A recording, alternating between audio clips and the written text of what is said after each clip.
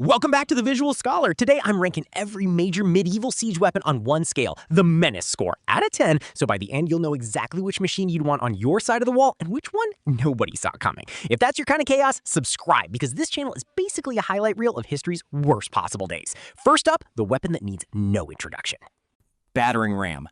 The battering ram is older than the Middle Ages by a couple thousand years, and medieval armies never found a reason to retire it. A massive log swung by a team of soldiers aimed at the weakest point of a gate, because gates, not walls, were almost always the real target. Stone was too thick to bother with. To survive the arrows and boiling liquid raining down while they worked, the ram crew usually operated inside a wooden shed covered in wet animal hides, fireproofing that doubled as the least glamorous job in the entire army. Menace score? 5 out of 10. Brutally effective. Zero subtlety. Siege tower. If the ram's job was to go through the wall, the siege tower's job was to make the wall's height completely irrelevant. Picture a multi-story wooden building on wheels, packed with soldiers, rolled right up to the ramparts.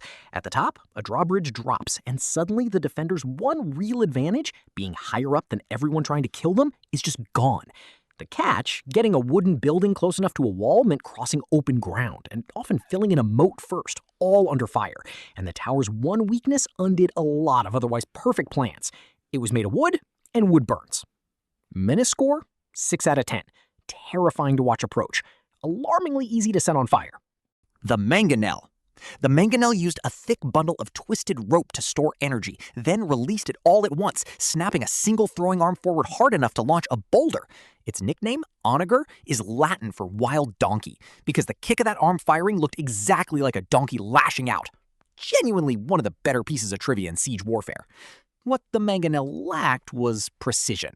Where a shot landed was closer to a strong guess than a calculation, so crews often just loaded whatever was on hand. Stones, debris, occasionally something meant purely to demoralize rather than damage. Menace score? 6 out of 10. Pointed in the general direction of the enemy and hope. Ballista. The Ballista looked like a crossbow that got dropped in a growth chamber, and worked on the same torsion principle as the Mangonel, but with actual aim. Instead of hurling stone at a wall, it fired massive bolts at soldiers, timber structures, and anything else lined up in its sightline, with a level of accuracy the Mangonel could only dream about. It wasn't built to bring a wall down. It was built to make sure whoever was standing on top of that wall didn't get to enjoy the view for long. Menace score? 7 out of 10. The era's answer to a sniper rifle. 4 weapons in, and the highest score on the board is a 7. That's about to change, because we haven't gotten to the machine that ended the idea that walls kept you safe at all. Trebuchet. Forget twisted rope. The trebuchet used a massive counterweight, sometimes tons of stone or lead, that dropped under gravity and flung a long arm with a sling on the end, releasing a projectile that could clear hundreds of meters with real accuracy. It wasn't just bigger than everything before it, it was a completely different category of machine. In 1304, England's Edward I brought one to the siege of Stirling Castle and reportedly named it Waryielf.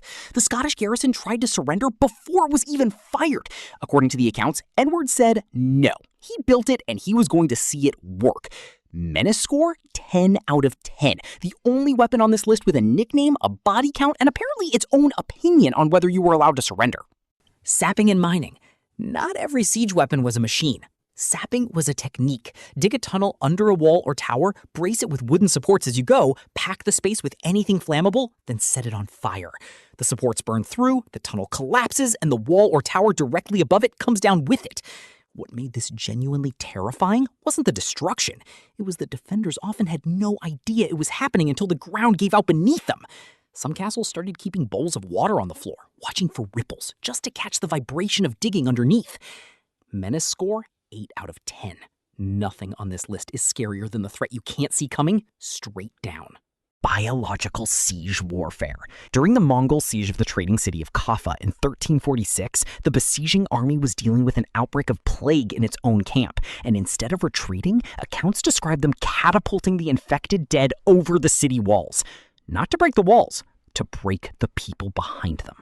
Historians still debate how much that specific act actually spread the disease further. Rats and fleas aboard the trading ships that fled the city were probably doing more of the real work. But the tactic itself is well documented, and it stands as one of history's earliest recorded uses of biological warfare. Somewhere in that siege camp, someone looked at a fully stocked arsenal of rams, towers, and trebuchets and decided the rocks weren't cruel enough. Menace score? Off the chart. Not because it worked exactly as intended, but because of what it says that someone tried it at all. So that's the board. Battering ram, siege tower, mangonel, ballista, trebuchet, sapping, and whatever that last one technically counts as.